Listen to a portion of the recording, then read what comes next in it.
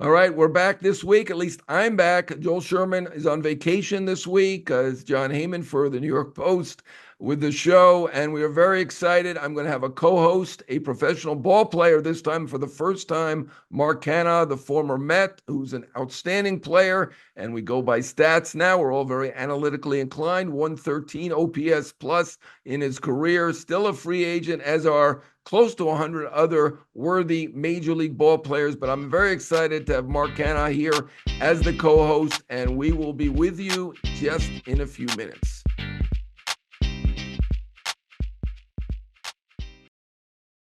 I am so pleased to welcome Mark Canha to the show. He has been here before, but as a guest, he is now a co-host, first player to co-host, and I'm very excited about this. I think this is a multiple appearance for him. I think a second or third appearance. We've had a few players who've done multiple appearances. We've had Harrison Bader, Tommy Pham, Jose Trevino, Jameson Tyone, and several others. And I'm really, really happy to have Mark Canha. You guys in New York will remember what a nice fellow he is and a smart guy. Played with the Mets for a year and a half, but started out with Oakland. Obviously, it's no longer Oakland. It's now going to be Sacramento, at least for a little while, then Las Vegas. So we're going to talk to him about that. We're going to talk to him about his own free agency. We're certainly going to talk to him about his expertise on food. He's got an Instagram that's very popular, and I am following it, and you should too, called Big League Foodie, in which he talks about all the great restaurants in all the different cities that he is in. And of course, being a Major League player, he's in every city eventually, but he's actually been a home player in several, Milwaukee, Detroit, San Francisco, which is his hometown, basically, from San Jose. So anyway, welcome to the show, Mark. It's great to have you. Yeah, thanks for having me. So this is the first time a player's hosted, Yes, we've had co-hosted. co-hosts. Right. I've had co-hosts. I had Joe Beningo, who's a New York icon in radio. I've had Mad Dog Russo, also an icon nationally now. And who else is co? Mike Vaccaro, who's a Post columnist. So you are the first player who's actually co-hosted. So I appreciate it, and I expect you'll be very good at this, as you're a very well-spoken fellow. And I remember you well from your year and a half in New York. You've been well traveled since then. You started out with a long, steady career with the A's after being drafted by the Marlins. We're going to get into your career now and certainly your interests off the field as well. And before we talk about Major League Baseball, we'll get to Major League Baseball and all the goings on, the winners and losers, and everything that's happening in MLB probably in the next segment, and do our hit and error and do all that later. But let's talk about you right now. You are a free agent. So what is up with you? I know you're in Arizona. What is going on with Mark Canha? I'm just living, John. I'm taking my kids to school and being a family man and doing workouts, regularly and just hanging out, Okay, and well, you are a enjoying free life. agent, so I suspect you're 35. You actually had an OPS plus well over 100 for 6 straight years. Last year, you were right at the average of 100 with the OPS plus. So you're still obviously a productive Major League ball player. So I was wondering, how long do you want to keep playing? Free agency's been tough. I got my list here. Look at all these names that are still available. Big It's list. it's like It's a 80 guys, long 80 list. guys who are major league players. So don't feel Yeah, alone in this. You're in a and good group here. yeah, a Have lot you of had good some? ones. Yes, a lot of really good ones, right? And not just Pete Hmm. Alonso and Bregman, but I mean a lot of very, very viable, very good, solid major league players. And like I said, your OPS plus in your career is 113, so well above average hitter. Very versatile. You can play third. You can play the outfield. So you do a lot of things on the field. You were very good with the Mets. You went to Milwaukee. You did a really nice job with the Brewers in the pennant contention. And since then, obviously Detroit and back with your hometown team in San Francisco. So have you had some contact Thank with you. teams? Would you like to play a couple more years? What are you hoping for at this point? Well, thank you for that long list of flattery there. I appreciate that. Well earned. Um, um, I haven't gotten any phone calls. I haven't heard too much. It's been pretty quiet. I think, we're just getting past the holidays here, and everyone's going to get back from that, and we're starting to see things pick up a little bit. But I don't know. I feel like it's over the course of the off season, it's kind of been encouraging. I know maybe the narrative is that it's a slow moving thing, but I feel like stuff is happening regularly, which as a player I like to see. As a fan of the league, I like to see as well. So I don't. In my opinion, it hasn't been that slow. Okay. You obviously don't Maybe. seem very well. I mean, you're in a big Yeah. group here, so no Yeah. reason to be overly worried about it. And I mean, how much more are you thinking about playing? You still looking at your numbers? The trend is good. You're still a productive guy. Would you like to play 2 or 3 more years? I know Verlander and Charlie Morton just signed, and they're in their 40s. You're only Yeah. 35. Yeah. I don't really know. I'm kind of at the point in my career where I just take it year by year now, or at least I've just entered that phase, so I'm just taking it year by year. I definitely want to play this year, and then I will revisit next year and see what happens. I think that's kind of where I'm at, but I love to play, and I enjoy it, and I enjoy going out and competing and being with all the guys, and it's still a lot of fun. So yeah, I don't know. It's kind of a question mark. Yeah, it is early in the off season. I know people don't think of it that way because we've had the winter meetings, but a vast majority of the free agents remain free. I know we're getting 1 or 2 signings a day, but of course we have the arbitration exchanges coming up on Thursday. Maybe things will loosen up after that. Mm. Certainly, we've had big stars who've signed late. Bryce Harper, late February. Prince Fielder was a late signing, so. It really isn't unusual, and it's good to see you're taking a relaxed approach to it, as you should. What do you recall from the previous time, a few years ago, when you signed with the Mets on a 2-year deal? Was that the team? I know you love the idea of coming to New York, not just because you're a foodie, but just wanted to try New York out, I think. um, well, that was a completely different situation. They kind of took me by surprise, and just it happened really early. I think I signed the day after Thanksgiving. I agreed to terms and stuff, and yeah, that one just kind of came out of nowhere, which was crazy, going into my first free agency, and so we just kind of ran with it, and I think that's what you have to do as a free agent. You just have to feel it out, and when it's happening, it kind of happens real fast, and then you just have to be adaptable and kind of know what you want. And in the case of the Mets thing, it was just like a pleasant surprise for me and my wife, and a great opportunity for my family to go out and live in New York in the summer. And we wanted that for our kids, and we wanted that experience for ourselves, and we leaped at it. And it seemed like you liked New York. Unfortunately, in the second year, the Mets didn't play as well, and you ended up being traded to Milwaukee. I know that for your food, being a foodie, New York was probably a big plus, but you seem to really enjoy Milwaukee. My in-laws are from Milwaukee, and Mm-hmm. they tell me the food is great in Milwaukee. Of course, I'm a New York snob, but I know that you've highlighted a few places. How did you get Uh-huh. into this? How did you become such a foodie that you've got an Instagram account, and I think you're working on a book? Are you going to be publishing a book, or are you just doing that for fun? Uh, Kind of doing it for fun right now. I don't really know what it is. I don't think it's a book. I think it's maybe a pamphlet of a brochure of places that could maybe be passed out at a stadium one day or something. Um, but I got into food. I was just growing up in the Bay Area is a very diverse place, and you're exposed to a lot of different cultures and food traditions and such. And yeah, and then I went to Berkeley, and there's so many different food options near Berkeley, and it's kind of introduced to a lot of different Asian foods there, and it was just like a passion of mine ever since then. And then Instagram kind of gained popularity, and I realized what I could do with food and Instagram, and kind of use it in a way that was fun for me, and so I did that, and it's been was a great idea because it got me to have fun on these road trips I get to go on and go exploring.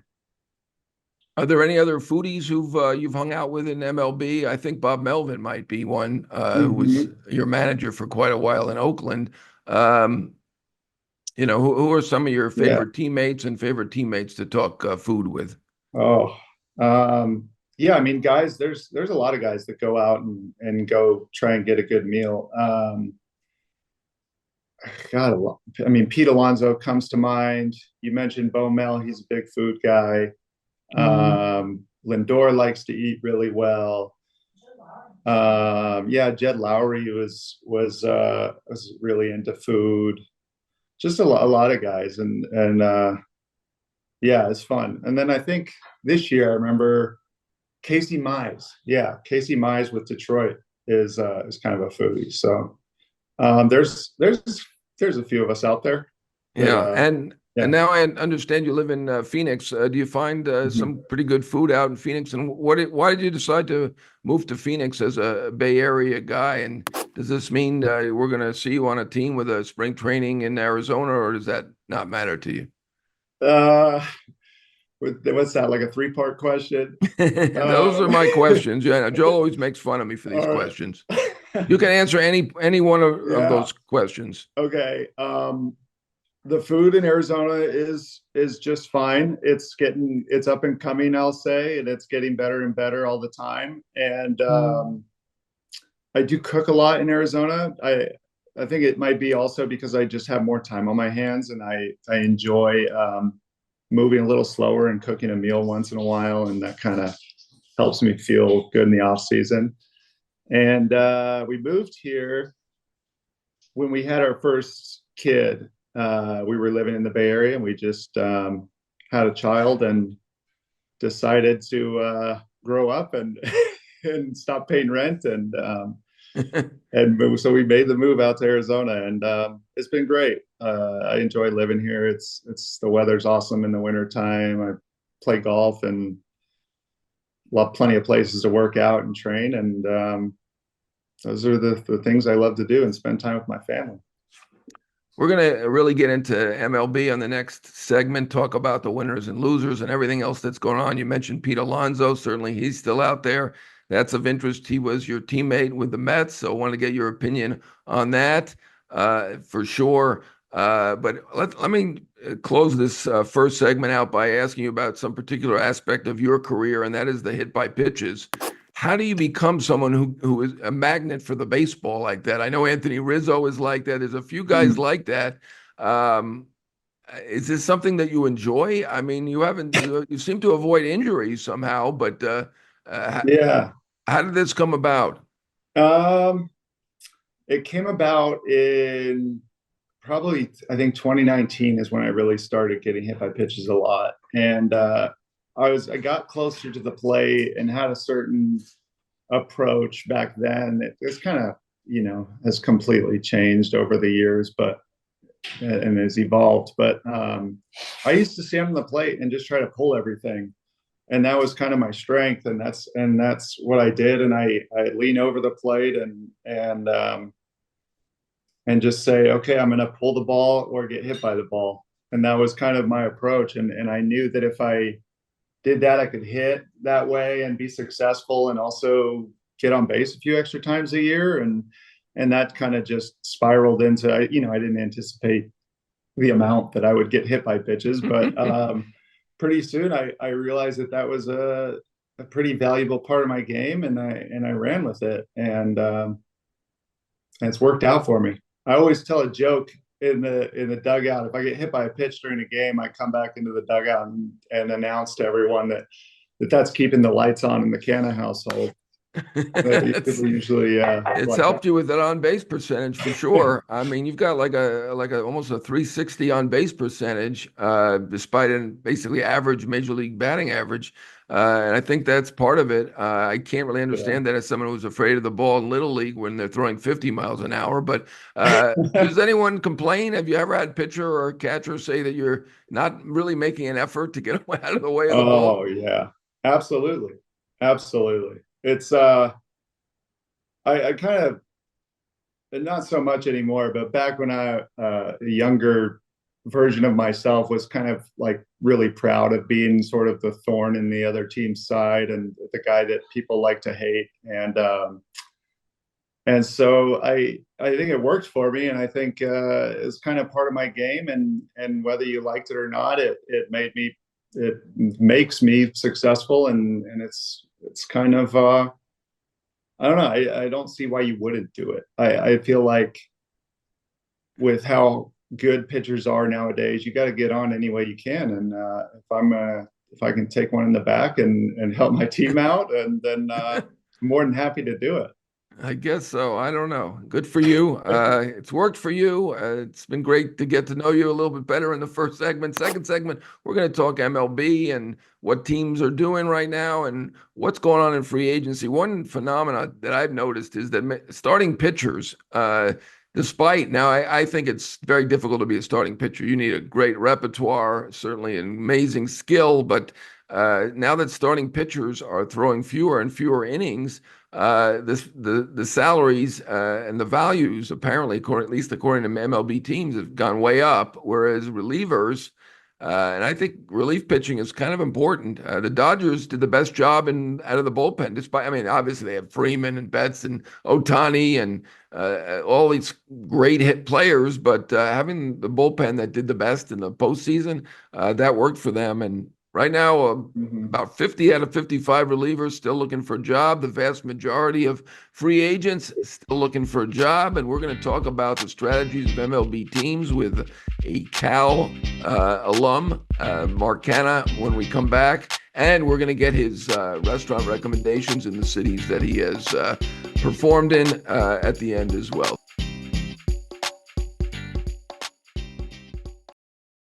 Mark, I alluded to it at the end of the first segment. It seems like the starting pitchers are really being rewarded and the relief pitchers are being left out. I don't know what other trends that you notice.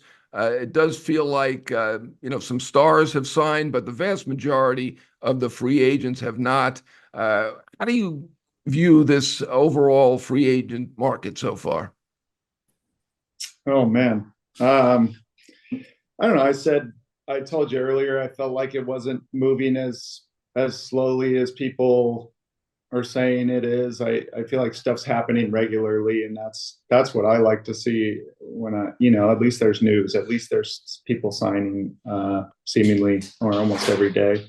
Um, I mean, in terms of the pitching thing that you were talking about, I don't know. I think it's kind of a trending thing, like a thing that goes back and forth I mean, starting pitching is always going to be valuable, I think. But, you said that the bullpen arms aren't getting as much, I guess. But I think it goes back and forth because I think teams, if you're talking about strategy, we saw, like you said, in the World Series about how important relief pitching is, but the starter they kind of have to back each other up in a lot of ways. Like throughout the course of the year, the relievers need the starters to do well to save their arms and vice versa.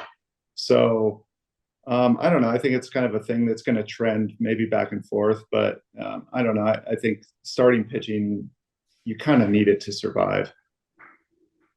Absolutely true. Well, the biggest thing this offseason obviously has been the Juan Soto contract, 765 million. I think I had predicted 630 million, and that's only because you could see it trending upward. I mean, if we'd looked at Mhm. this a year ago, nobody would have come anywhere near this 765 million not deferred contract. What was your reaction? What do you think about that? Is that good for baseball? It does feel like, we'll see how the rest of this market plays out, but the rich certainly are getting richer to do all, what's that saying about rising boats, rise, I don't know Yeah. the same. Max Scherzer told me that when he signed his contract that, Oh, okay. it was going to help with all the other contracts. And I can see that to a degree, but I don't know. What do you think? What was your Yeah. reaction to the incredible contract that Soto signed? I mean, I think it's good for him and good for baseball.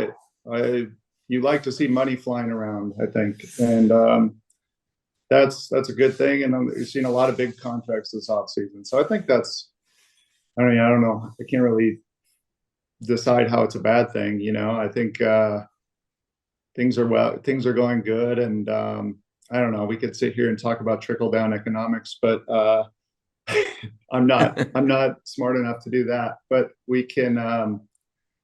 I don't really know what to say about the rest of it. It's been I feel like a lot of the more high profile guys are coming off the board a little sooner, and I expect to keep seeing those types of names come up, in the near future.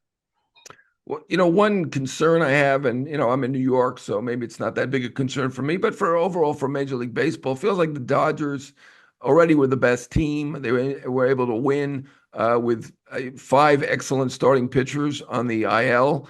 Now they've added Snell. Obviously the Mets with the richest owner added Soto. The Yankees recovered very quickly and imported Goldschmidt and Fried and Devin Devin Williams, Williams, yeah. right, and Bellinger. So I mean, the biggest teams seem to be improving. This has been an issue in baseball forever, right? The small market or the small market team's going to survive. I don't know. How do you look at this? Somehow, obviously Kansas City won a World Series. The Marlins, where if you see the background, I'm in Miami now. They were able to win a couple World Series, but they're down. At least two-thirds of the time, maybe three-quarters. Mhm. Is this a concern now, as much as ever, considering what's going on in this market? I don't know. I think that I heard someone say, one of the like guys that are on ESPN say at the beginning of this offseason that baseball needs a dynasty. And I thought that was interesting because you don't really hear that within the walls of the game. We don't really talk about stuff like that. We probably lean more the opposite direction.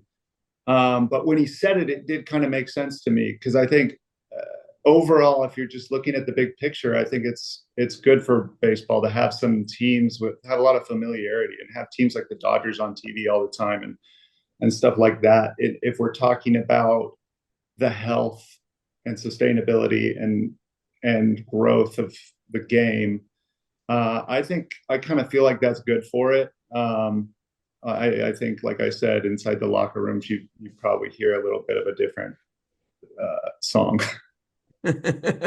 Probably so, because not Yeah, all the teams are in New York or Los Angeles or Chicago. Um, yeah. Speaking of one of the stars, and we alluded to him earlier, Pete Alonso. What do you think is going on with him? What did you think of him as a teammate? Obviously, quite a big power hitter. Most Mm-hmm. home runs out of the National League since he's come into the league. Second most in baseball to Aaron Judge, who's all-time great. What do you think is going on with Pete right now, and what do you think should happen with him? Uh, I mean, I think the world of Pete. He's as a athlete, as a person, as a baseball player. I mean, this guy is one of my favorite people I've played with. Um, and I think he's gonna get. I think he's gonna get his. I think he's gonna get what he deserves at the end of the day. Because I think at the end of the day, there might be some things out there about him and what type of, some like rumblings, but at the end of the day, teams know how valuable he is as a player and what a unique talent he is, and the numbers speak for themselves, and it jumps off the page. Um, you can't ignore that, and I think if you've watched Pete play a lot, you obviously, I think you appreciate him more, and it's just, I mean, he's one of the best hitters I've ever seen in my life, hands down. And I think that doesn't go by the wayside. We talked about big market teams. Here's a team I mean, I guess they're kind of in a big market. They were the second team. You're familiar with them. I think you grew up a Giants fan. Correct me if I'm wrong. Yeah. Yeah, but you Yeah. started with Oakland, right? Mm-hmm. That was a pretty fortuitous trade, I think, to go from the Marlins to Oakland. That worked out great. Those players, Mm-hmm. those teams were fantastic. We may Yeah. forget that now, but I mean, with Semien and Chapman, yourself. Pitching was good. Those teams were outstanding. Oakland has spent some money. They brought in Severino, they extended Rooker. They're doing some stuff, but Mhm. they're up in the air with what's happened with them. I know you were very disappointed when they were leaving Oakland and going to Sacramento. Well, now they're going to Sacramento. We're disappointed Mhm. about Sacramento, but as a former I know you were disappointed at that time. What do you think about the situation now? You still disappointed? You think you understand that Las Vegas might work out better? I don't know. It's hard. It's hard if you're an A. If you've been an A lifelong, to probably look at it that way. But Yeah. how will you look at it? Um, yeah, the location thing. I first of all, I want to say it's great that they're spending money, and I think they've got a pretty good squad now. Like they got some serious hitters in that lineup. They've always been able to swing it. It was just kind of they needed some help, I think, on the pitching side over the past few years, and then they bring in Severino, which is like, as a outside observer, you're like, okay, that's the right move. You're heading in the right direction. Um, but yeah, moving to Sacramento and then the possibility of Vegas, I don't know where I stand on it. It's such a I I don't even know what's going on with the situation. So it's hard. I think the A's leaving the Coliseum, I can't figure that one out really. Um, it just seems to make a lot of sense for them to just stay. But I obviously am not in the room with having these discussions, so I don't know what goes into these decisions. I don't know anything about it other than I loved playing in Oakland, and it was a special place for me, and it's probably a special place for some of those guys that are playing there now. That it's hard. Like you kind of fall in love with the Coliseum, and which is you might be surprised to hear. But I think the players that play there appreciate it and love it for what it is, even though it may not have the fancy amenities as like some of the other ballparks. Well, I know the fans were quite upset out there. They were going to say they didn't draw. Was it their fault because they didn't put the great product on the field, or were there just not enough fans? I don't know. But you Mm-hmm. like the Coliseum so much, you would have just fixed it up and stayed in the Coliseum rather than. I was thinking they would get one downtown Oakland or something like that, Yeah, figure it out and stay that way because that's a big market that can support two teams. I do believe that. yeah. I think well the Howard Terminal idea, which is like an area just north of where the stadium is, over by Jack London Square, part of Oakland, would have been was a great idea in concept. I think maybe in practice when they started thinking about issues like traffic and stuff like that, it became kind of a problem. But I did like the idea of a new stadium in Oakland, and that was the narrative there for 2 or 3 years.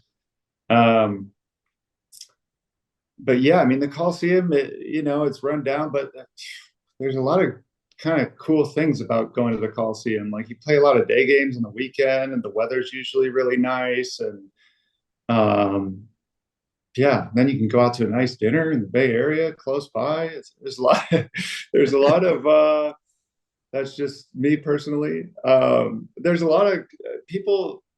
I've been on a few teams now since I've been in Oakland, and a lot of guys speak very highly of the Coliseum. Like they enjoy playing there because it's such a unique place, and it's just kind of cool. And you have the guys in right field, with the drums, and it's just I think people recognize what a special place it is, even though it's not nice and new. Yeah, I mean, people love that place. I hadn't been Mm-hmm. there for years as the team wasn't competitive recently, but people do love it there. And Mm-hmm. yeah, I mean, ultimately, maybe it'll be better for business. Maybe it'll be a big hit in Las Vegas as the other sports have all gone there and succeeded. But it is kind of a shame because those fans were very, very loyal and Mm-hmm. very upset about what went on there. It didn't feel like they were trying their hardest to put a great team on the field. That's me saying that, not you. But they are doing that now. So I think Oakland's actually one of the winners of this offseason. I don't know if you've surveyed all the teams to this point. Arizona getting Burns. That's, I guess, now your new hometown team. Anybody else stand out for you as a team that looks like it's really on the right path and Oh looks like man. it's moving forward, trending in the right direction? Um, Um, I do like some of these smaller teams that are doing stuff every year. I like the fact Kansas City does stuff, yeah. Cincinnati does stuff. Obviously, the White Sox have a long way to go. We shall see about that. Cubs getting Tucker. I mean, that's huge for them. I Mhm. think they need to do something big. Um, anything stand out for you? I mean, obviously Soto. That's a big move. Yeah. Uh, In terms of small teams, yeah, I mean, I think the Royals are going to be good. I think that the Tigers picking up Alex Cobb was a good move for them. Um, I'm just played coming from the Tigers. I can just speak to that a lot more, and they just have such a good young team. Yeah, And tell me about that. I mean, you were traded yeah, out of there. They thought they were not in the race anymore, and they ended up in the playoffs with $18 million on their active roster. Incredible. yeah, yeah. Did I mean, anyone see this coming? well, Kerry Carpenter came back and started hitting home runs every day. Um, Helps. That and helps. then they have that outstanding pitching staff, and they just have so much young talent. I I just it didn't surprise me really. I mean, it did and it didn't. It did that it was as crazy a run as it was in terms of were they the best team in the last month and a half or something? Is that true? Something like that. I think they, I think they if had not like the the first best, they or were right second up best there. record. Yeah. Yeah, and they just had a young team and they got hot and all those things started clicking and they just have so many young guys that are haven't even hit their peak yet, and that's going to happen over the next 2 or 3 years, and I think that's an exciting organization. Yeah, I think that whole division. I mean, the Royals are doing a lot of good things. But yeah, those I would keep my eye on the AL Central right now, and then I don't know. We'll see what happens the rest of the offseason. If we're talking small teams, the Dodgers are looking pretty good. Not bad. Not too Yeah, bad. not I'm, bad, I'm with not you on bad. that one. I'm glad you brought up the Tigers because what a fantastic story that was. And it's been great going over all of MLB with you. And we're going to hit the third segment. We're going to do hit or error, in which we both pick uh, either a hit or an error that went on in Major League Baseball over the last week or 2 week or 3 weeks. So I usually do an error. So you're certainly welcome to do a hit, but maybe I'll do a hit. We'll see. And I do want to get some restaurant recommendations from you because you are an expert. I've been following your Instagram, the it's Big League Foodie, Uh-huh. and I do want to get your recommendations on all the cities that have been your home cities. What restaurant would you pick in all of them? We will be back in a few minutes.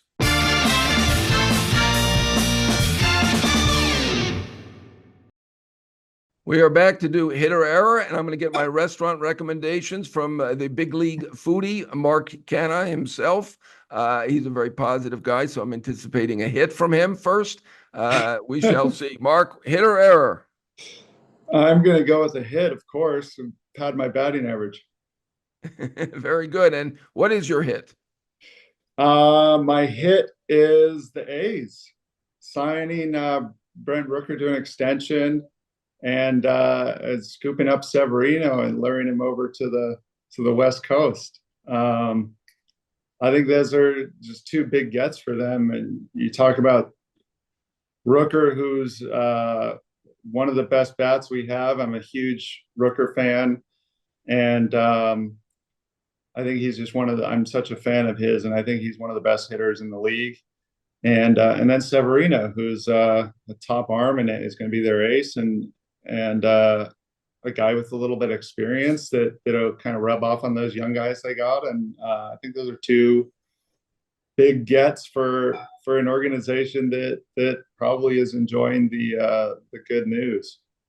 All right, you grew up a Giant fan, but you are an A through and through. I think you even slipped in a we there, so you'll never leave Well, the I meant A's. that, we the best hitter we have Oh, okay, all right. as a league, you know. I got you. Yeah. All right. All right, very good. I'm going to do a hit also. It's a very positive show today. My hit is the Arizona Diamondbacks. You live in Arizona. It is a big market. It is not a big revenue franchise for them to sign Corbin Burns to a 6-year, $210 million deal. I give them credit. They've gone on a limb before. They signed Zach Greinke. They've made some big moves.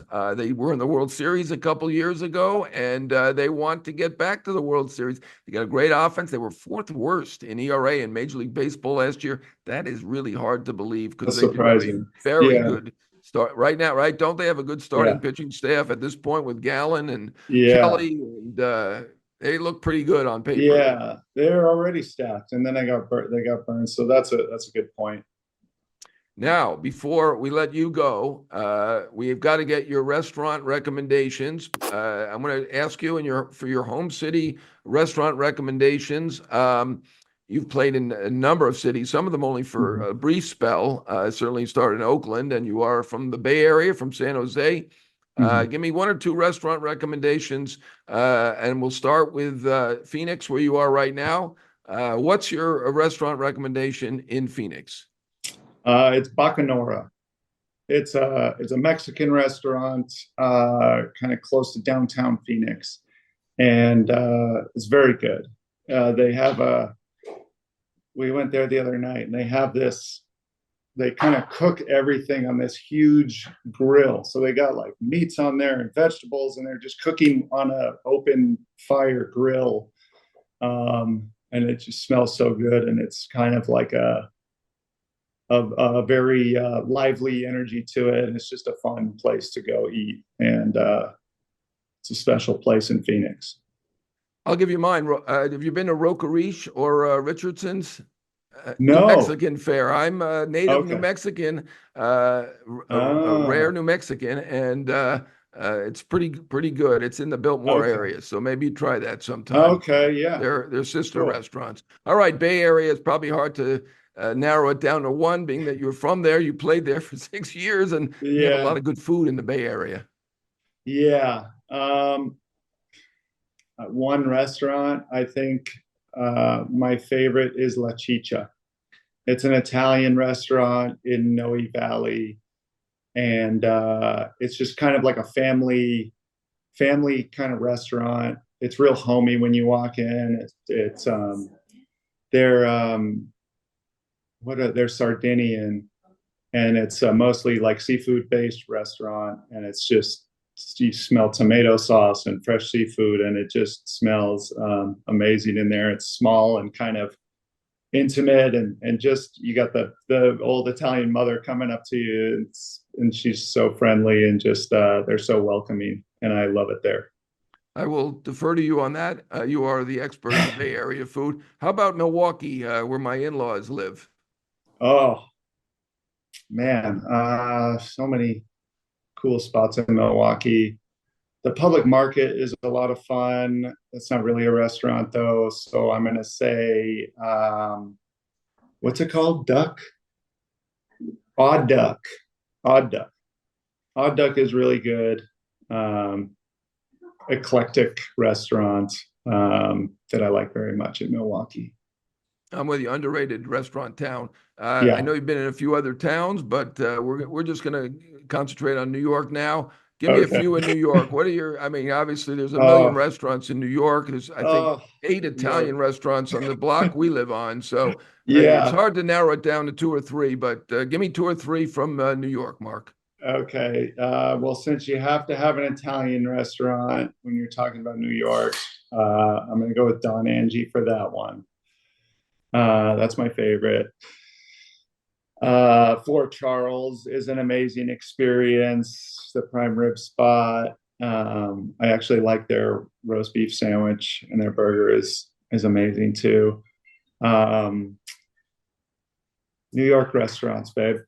uh, oh, I'm blanking now. I don't know.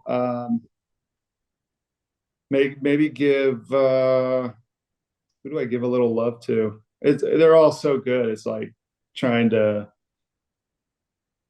I mean, sushi Nakazawa, maybe. I'm a big sushi guy. New York seems to have great sushi everywhere. And the one that, we've been to a lot of great sushi restaurants, but the one that me and my wife like to go to is Sushi Nakazawa. And I always love going there. Very nice. Very nice. I knew you would come through on the restaurant recommendations, Big League Foodie. Mark, it's been a pleasure. Come back anytime. You've got a future in broadcasting. Once your playing career is over, it's not over by a long shot.